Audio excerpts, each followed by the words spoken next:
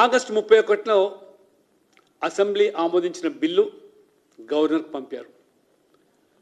ఇటీవల సుప్రీంకోర్టు ఉన్నత న్యాయస్థానం 3 మాసాల లోపల ఆ బిల్లులపైన గవర్నర్ గారు నిర్ణయాలు తీసుకోవాలని చెప్పడం జరిగింది.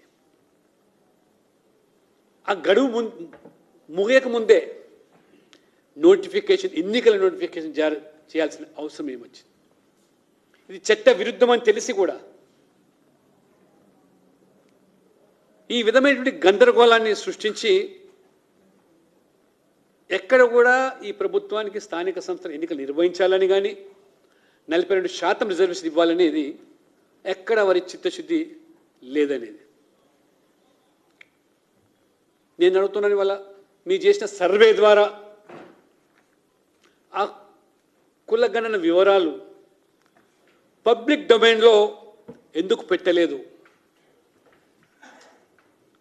అభ్యంతరాలు సూచనలు స్వీకరించడం ఎందుకు అంత గోప్యంగా పెట్టాల్సిన పరిస్థితి వస్తూ ఉన్నది మీకు?